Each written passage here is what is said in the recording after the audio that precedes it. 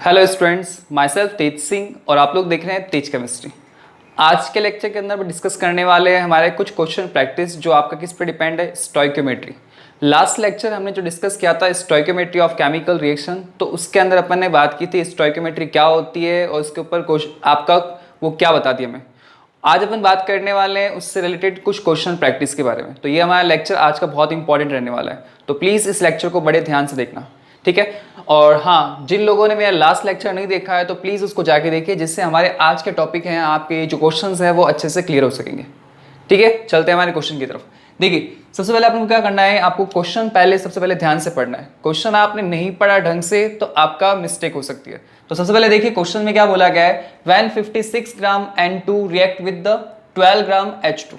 मतलब ये कह रहा है कि 56 ग्राम क्या है, नाइट्रोजन है, वो रिएक्ट कर रही है किसके साथ, 12 ग्राम हाइड्रोजन के साथ रिएक्ट कर रही है। तो आपको यहाँ पे क्या पूछा गया है, मास ऑफ NH3 फॉर्म। तो ये पूछ रहा है कि जो NH3 बनेगा उसका मास बताना है।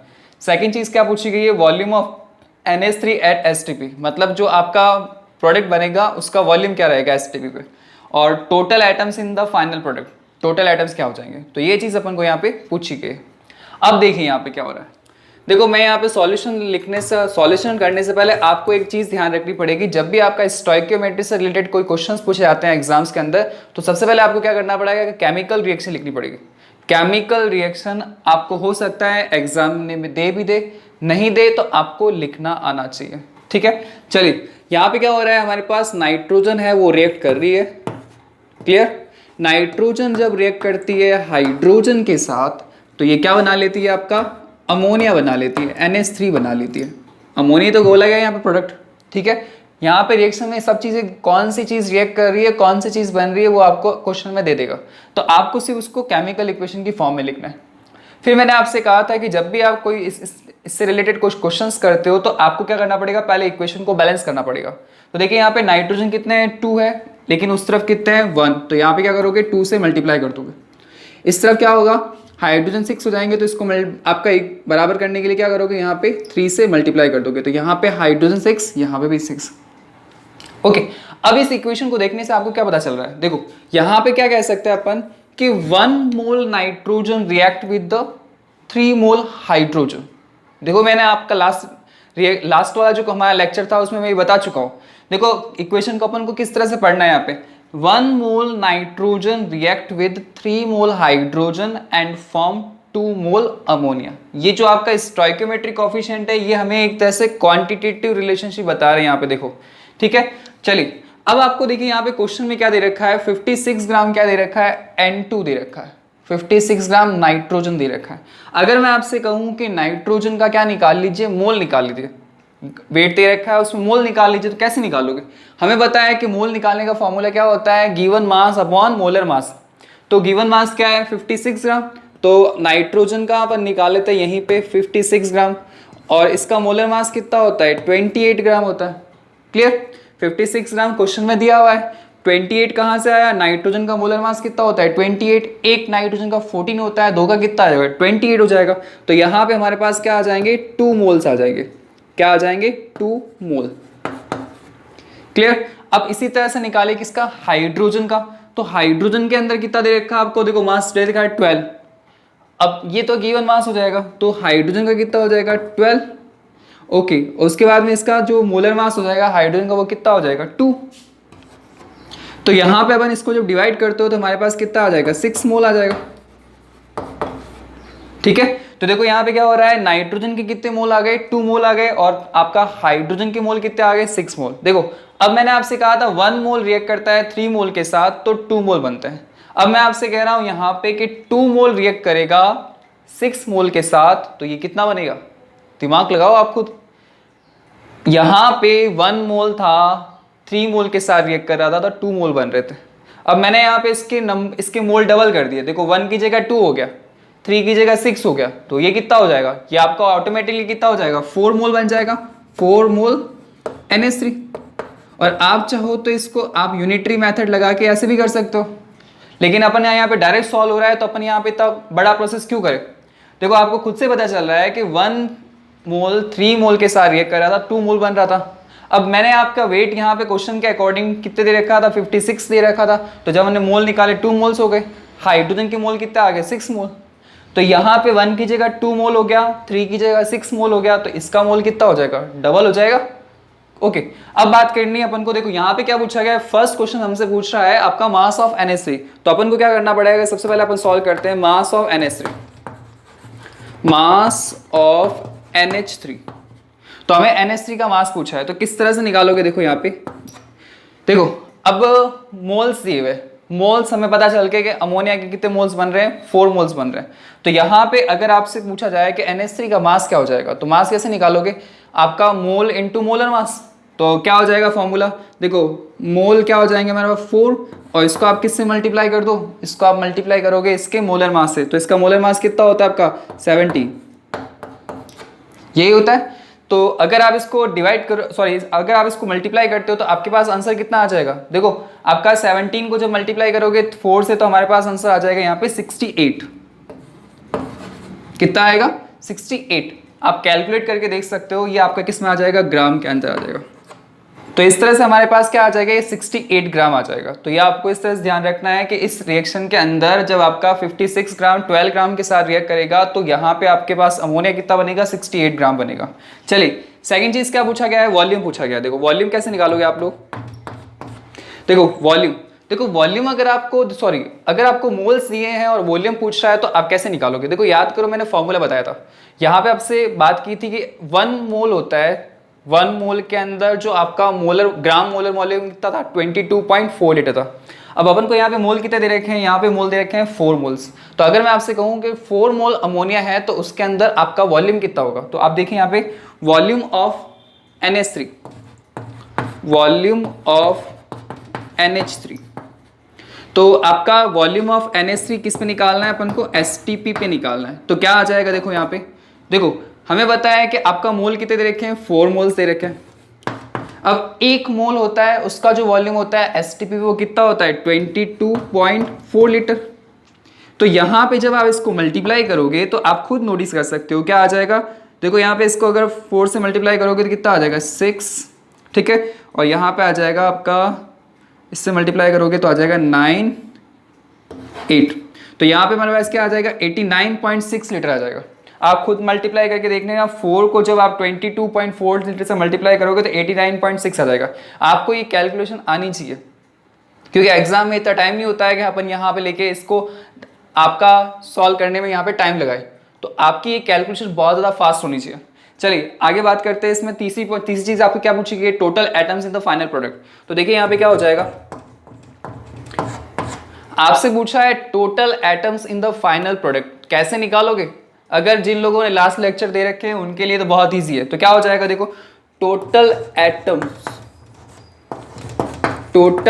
एटम्स इन फाइनल प्रोडक्ट, तो कैसे हो जाएगा वो देखिए आप लोग। देखिए यहां पे आपको बताया है कि मोल्स कितने बन रहे हैं अमोनिया के, टोटल बन रहे हैं 4 मोल्स। कितने मोल्स बन रहे हैं, 4 मोल्स। हमें बताया कि 1 मोल होता है उसके अंदर नंबर ऑफ पार्टिकल्स कितने होते हैं आपका, वो होते हैं एवोगाड्रो नंबर के बराबर, मतलब आपका Na से मल्टीप्लाई कर देगी। लेकिन यहाँ पे क्या हो रहा है कि अमोनिया के अंदर आपके टोटल एटम भी कितने हैं, 4 एटम प्रेजेंट है। तो कैसे हो जाएगा, देखो यहाँ पे हमें बताया कि टोटल मोल्स कितने हो गए 4, क्लियर। अब 1 मोल के अंदर नंबर ऑफ एटम्स कितने होते हैं, हमें बताया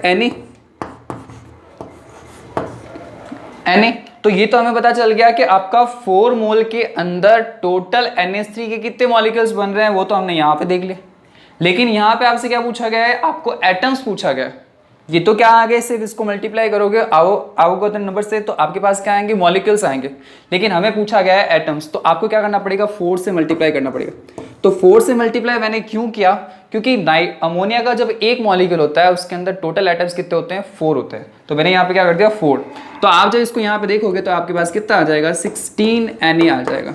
तो इस तरह से हमारे ये क्या हो जाएंगे सारे क्वेश्चन, ये हमारा क्वेश्चन क्या हो जाएगा, सॉल्व हो जाएगा। चलिए तो ये इस तरह से बहुत इजी क्वेश्चन था, एक बार आप इसको फिर से देखना, अगर आपको इसमें फिर भी कोई डाउट आता है आप मेरे से पूछ सकते हैं। चलिए नेक्स्ट क्वेश्चन देखते हैं। यहाँ पे क्या बताया गया है, 245 gram of potassium chlorate 245 gram of potassium chlorate heated, then find out the total weight of O2 liberated.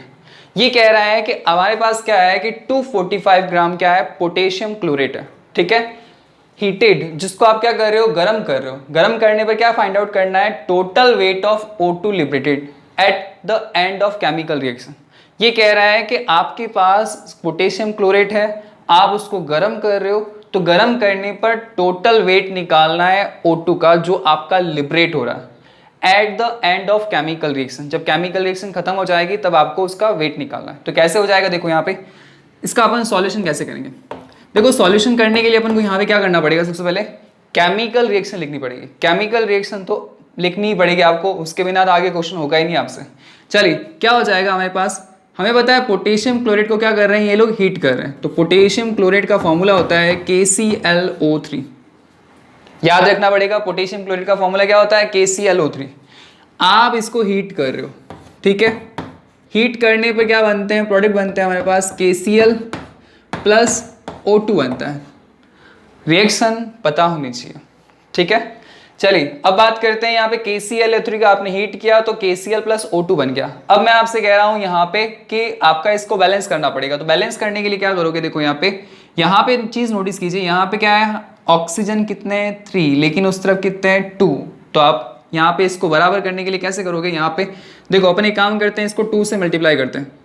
तो 2 से मल्टीप्लाई करेंगे तो यहाँ पे पोटेशियम कितना हो गया 2, क्लोरीन कितने हो गए 2, ऑक्सीजन कितना हो गया 6, यहाँ पे ऑक्सीजन कितने हैं 2। तो इसको इक्वल करने के लिए क्या करोगे, 3 से मल्टीप्लाई कर दो। अब यहाँ पे हमारे पास ये तो बैलेंस हो गया। आप इसको पोटेशियम को क्लोरीन को बैलेंस करने के लिए अपन क्या करेंगे, 2 से मल्टीप्लाई करेंगे। तो इस तरह से हमारी इक्वेशन क्या हो चुकी है, बैलेंस हो चुकी है। तो आपको इक्वेशन बैलेंस करना भी आना चाहिए, मैंने आपको लास्ट लेक्चर में ही बता दिया था ये चीज़। इस तरह से हमारी इक्वेशन बैलेंस आ गई। अब आपसे क्या पूछा गया है, 245 ग्राम ऑफ पोटेशियम क्लोरेट। अब आपसे ये कह रहा है कि 245 ग्राम क्या है, पोटेशियम क्लोरेट है। तो एक काम करते हैं अपन सबसे पहले कि 245 ग्राम पोटेशियम क्लोरेट के अंदर अपन मोल्स निकाल लेते हैं। ओके, तो मोल्स निकालेंगे तो हमारा ये क्वेश्चन ईजी हो जाएगा।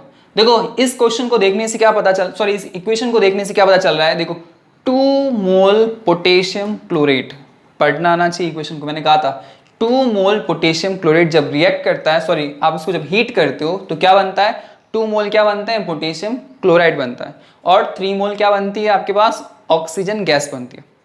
क्लियर, एक बार फिर से देख लीजिए, जब आपके 2 मोल पोटेशियम क्लोराइड को जब आप हीट करोगे तो आपके पास पोटेशियम क्लोराइड कितने मोल बनेंगे, 2 मोल बनेंगे, और आपका ऑक्सीजन के मोल कितने बनेंगे, 2 मोल बनेंगे। अब देखिए मैं आपसे यहाँ पे कह रहा हूँ कि इतना ग्राम जब आप पोटेशियम क्लोराइड हीट कर दोगे तो आपके पास ऑक्सीजन कितना लिबरेट होगा उसका वेट बताना है। तो एक काम करते हैं, सबसे पहले हमारे पास यहाँ पे वेट दिया हुआ है पोटेशियम क्लोराइड का, अपन इसको मोल में चेंज करते हैं। तो अपन एक काम करते हैं, moles of KClO3, moles of KClO3 क्या हो जाएगा, मोल निकालने का formula given mass upon molar mass. तो गिवन मास क्या हो जाएगा हमारे पास, देखो 245 ग्राम, 245 ग्राम। ओके, अब यहाँ पे बात करनी है पोटेशियम क्लोरेट के मोलर मास की। तो मोलर मास क्या हो जाएगा, देखो यहाँ पे एक काम करते हैं, यहाँ पे देखो नीचे लिख देता हूँ मैं।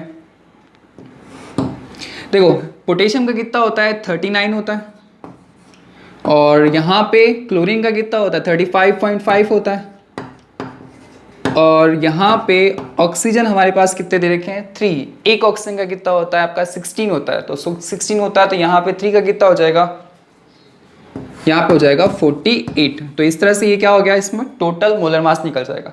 अब देखो यहाँ पे इसको जब आप प्लस करते हो तो हमारे पास कितना आ जाएगा 245। ओके, तो यहाँ पे आप इसको जब प्लस करोगे तो यहाँ पे आ जाएगा आपके पास 122.5 आ जाएगा। क्या आ जाएगा, आप प्लस करके देख लेना इसको, कितना आ जाएगा 122.5 आ जाएगा। अब देखिए यहाँ पे क्या हो जाएगा कि आप जब इससे डिवाइड करोगे तो कितना आ जाएगा हमारे पास 2 मोल्स आ जाएंगे। कितना मोल्स आ गए 2 मोल, ठीक है। तो 2 मोल्स हमारे पास यहाँ पे ये आ चुका है। तो इस तरह से देखिए यहाँ पे क्या हो गया कि आपका 245 ग्राम KClO3 के अंदर नंबर ऑफ मोल्स कितने हो गए, 2 मोल्स हो गए।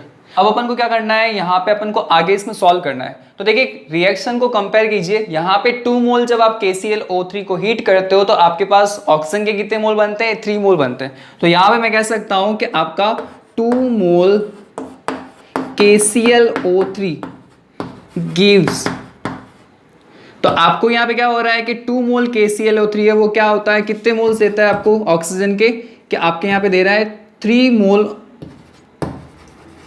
मोल O2 दे रहा है, यही हो रहा है। तो हमें पता चल गया कि आपका जब 2 मोल KClO3 को जब आप हीट करते हो तो आपके पास ऑक्सीजन के कितने मोल्स बनेंगे, यहाँ पे 3 मोल्स बनेंगे।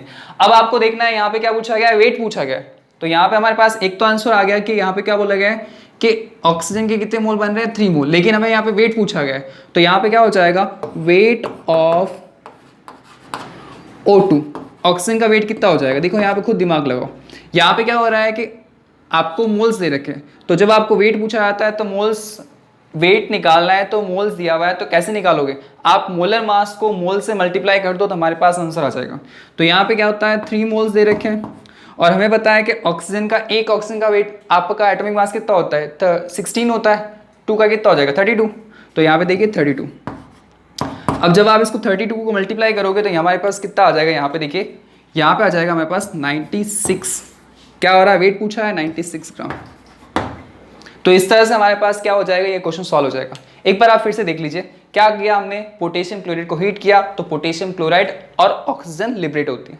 तो यहाँ पे हमने इक्वेशन को बैलेंस किया, तो बैलेंस करने पर हमें पता चला कि 2 मोल जब KClO3 रिएक्ट करता है तो क्या बनता है, 2 KCl बनते हैं, 2 मोल KCl बनते हैं और 3 मोल ऑक्सीजन बनते हैं। लेकिन क्वेश्चन के अकॉर्डिंग क्या है, 245 ग्राम क्या दे रखा है, पोटेशियम क्लोराइड दे रखा है। अब 245 ग्राम पोटेशियम क्लोराइड के अंदर में मोल्स फाइंड आउट करने पड़ेंगे। तो मोल्स हमने निकाले तो कितने मिले, 2 मोल्स। अब आप खुद देख सकते हो कि यहाँ पे पहले से बोला गया है 2 मोल जब रिएक्ट करता है तो 3 मोल बनता है, तो हमने यहाँ पे लिख दिया 2 मोल्स गिव्स 3 मोल O2।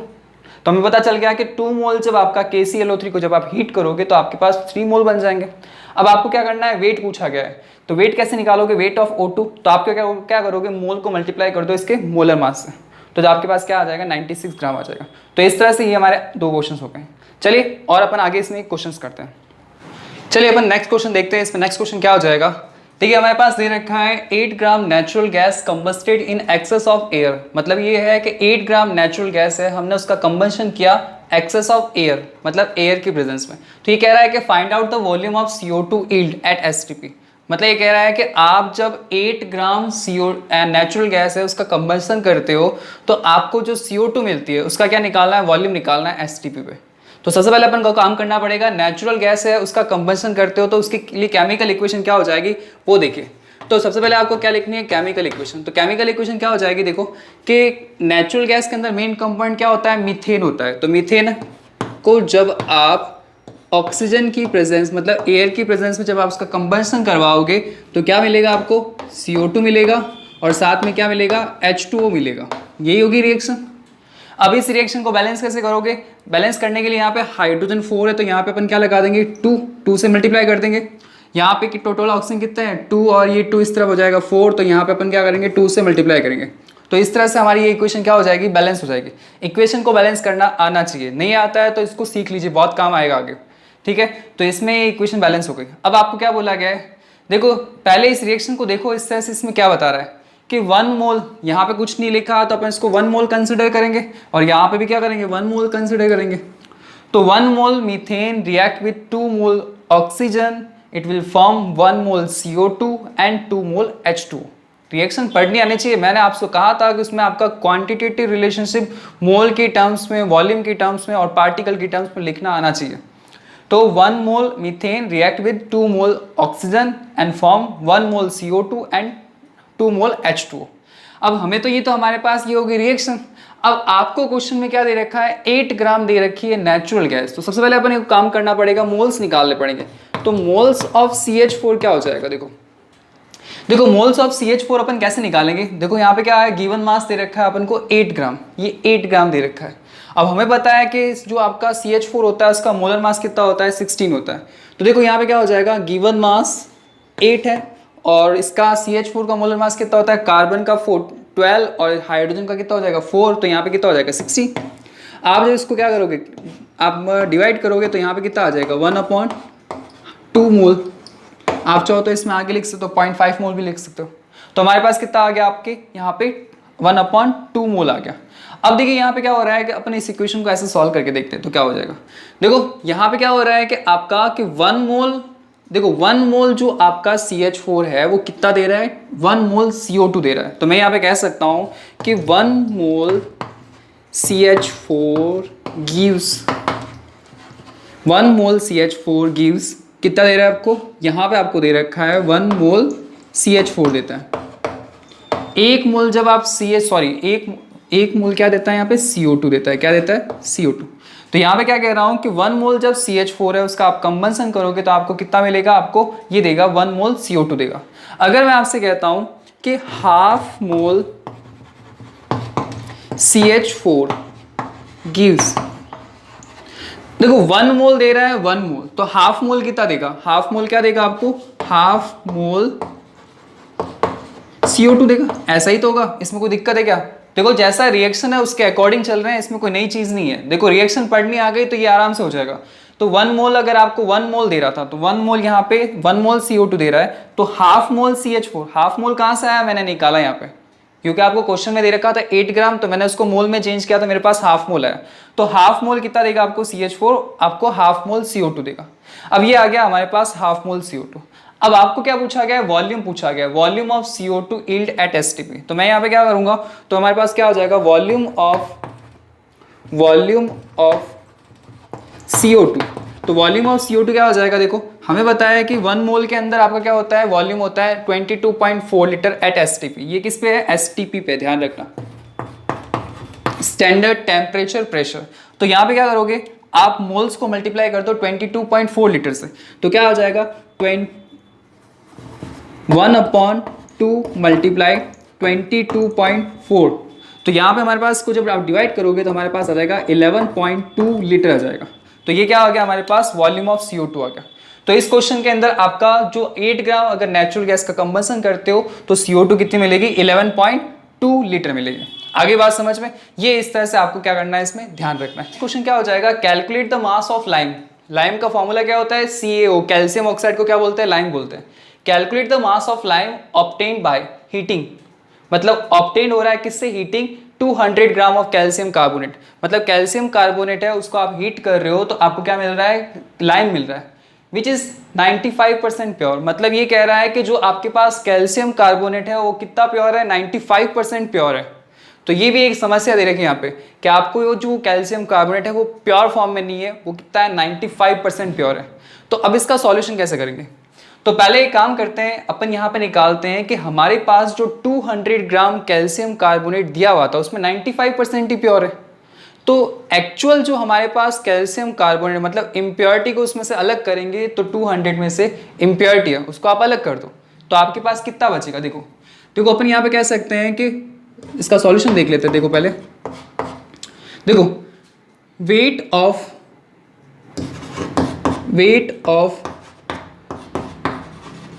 प्योर CaCO3, मतलब अपन क्या कह रहे हैं कि वेट ऑफ प्योर CaCO3, मतलब अपन को जो 200 ग्राम दे रखा है उसमें इम्प्योरिटी भी है, लेकिन इसमें अंदर जो आपका प्योरिटी बताएगी वो कितनी बताएगी, 95% प्योर बताया गया है।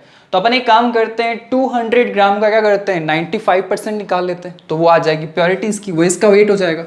तो अपन करते हैं 200 मल्टीप्लाई 95/100, यही तो करोगे।